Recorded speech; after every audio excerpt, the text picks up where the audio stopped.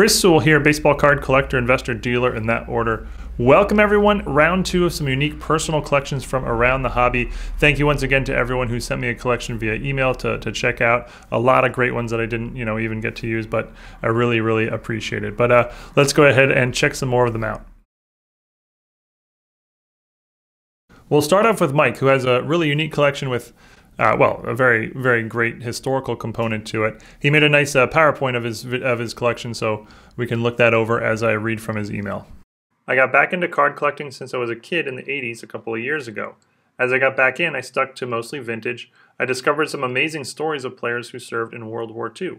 We all know about Ted Williams and maybe Joe DiMaggio serving, but during the war, 599 Major League players and over 4,000 minor league players served. Tragically, 8 current or former Major League players and 167 minor league players were killed. 8 players, including 2 umpires, were prisoners of war, POWs, and returned to the major leagues to play baseball. So I primarily collect players who served and were wounded in combat and then went on to play or return to a major league team. There's about 70 overall, including 3 Hall of Famers, Warren Spahn, Hoyt Wilhelm, and Yogi Berra. I've also started to do research collecting First World War players and Japanese players who served in the Imperial Japanese Army during World War II. Luke Counts has a collection that was actually featured on Panini's blog. I'll read from parts of that article and from parts of the email that he sent to me. The first glimpse of the Panini Super Bowl Signatures set was a quality control gallery post from August 2015 previewing the upcoming Panini Certified release, and then soon followed blog posts showing early boxes of 2015 Spectra Football and the quality control.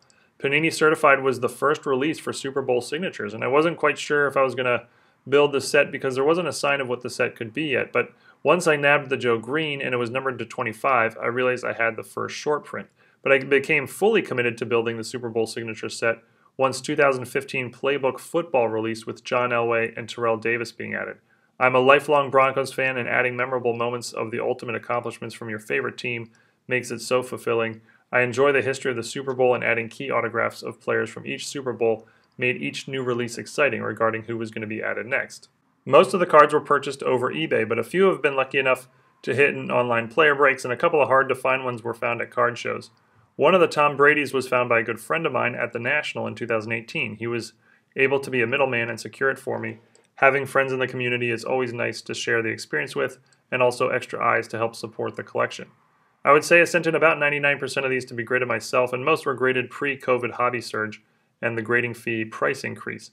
A lot of times I would try to pick up 2 or more copies of each card and choose the nicest of the group for grading. Most of the time I was able to get the 9.5 of the 10 auto mark out that I was shooting for.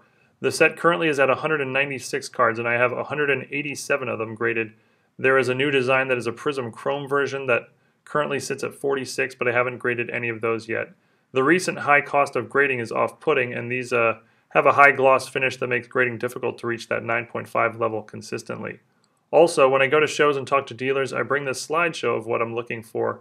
Generally, dealers don't know the set, but when you're able to show an example, they will recognize if they came across one, and it acts as a checklist for me.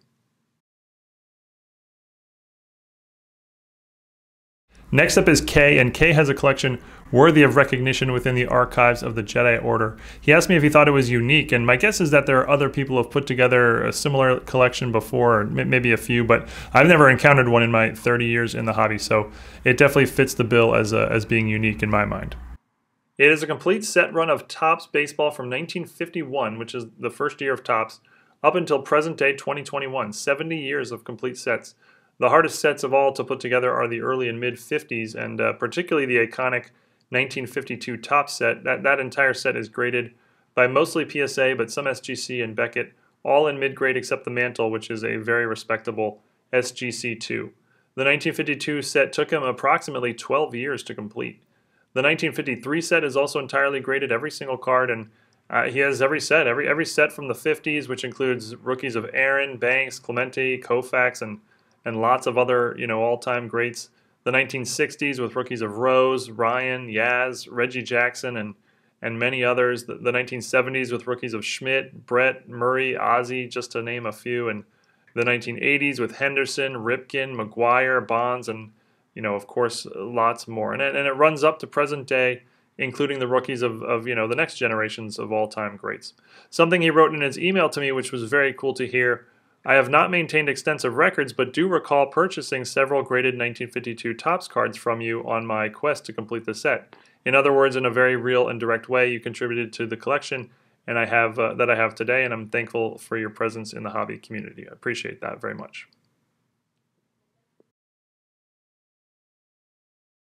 James Kambic has a collection a little different than any of the others. It definitely is unique, and it may even be, you know, the only one of its kind. The quick backstory is I'm a lifelong baseball card fan. I still have two 1982 Donruss Cal Ripken rookies that as my first pack pulls. When I was 12 years old, I started playing guitar because I was inspired by Slash.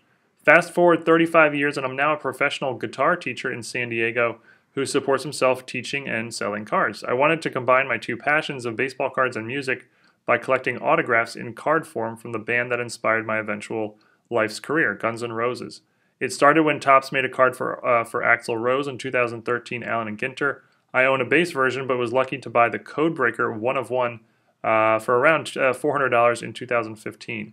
I then bought a 1 of 1 2014 Leaf Executive Collection Slash auto, then the 2011 Leaf Pop Century Steven Adler auto out of 25.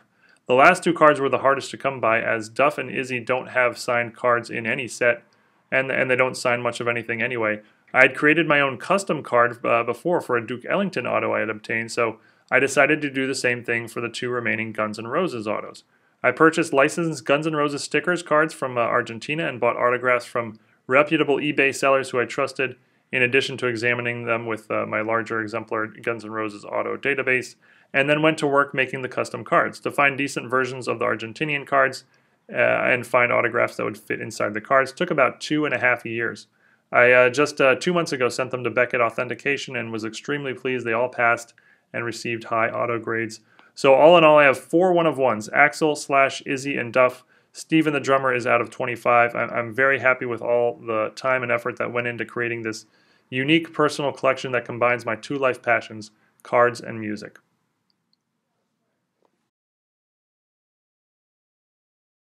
And we'll finish on a collection from AC Woods. I really like this collection a lot. If you follow the channel, I'm sure you know that I'm a huge fan of baseball history and really all sports history, but particularly baseball, as it just has a rich and fascinating past. But collecting rookie cards of the all-time vintage greats is really expensive and can be out of the price range for most. But AC's found a really great way to collect across many eras of baseball, spanning basically 80 years worth of baseball history, and doing so in a really cool way that still is with a manageable budget. I am a longtime collector. I'm 64 years old, and so 35 years ago I decided to go against the flow and collect players' last cards as opposed to their first. I'd much rather have a card with players' career stats on the back, or at least most of them, as opposed to a card with only 1 or 2 at best.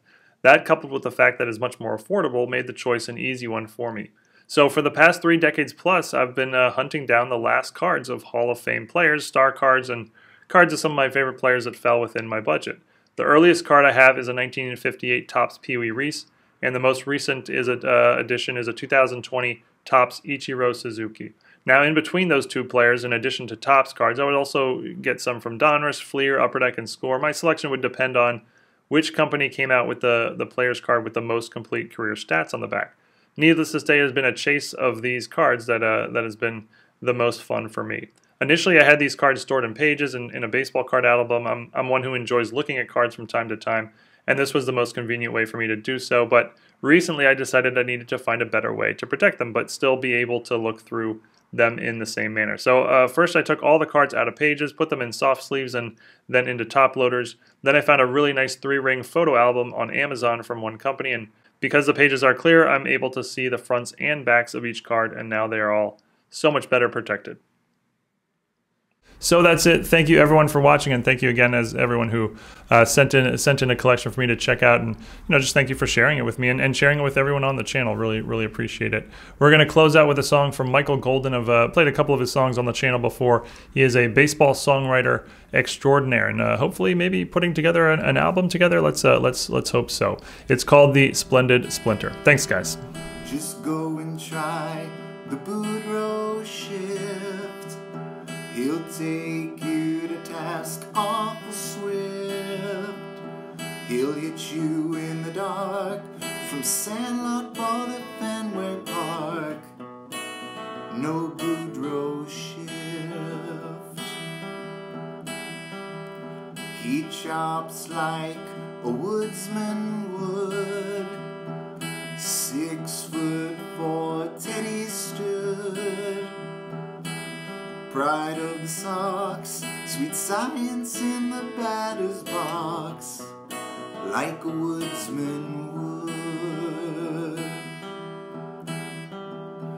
The splendid splinter strikes again. The splendid splinter strikes again.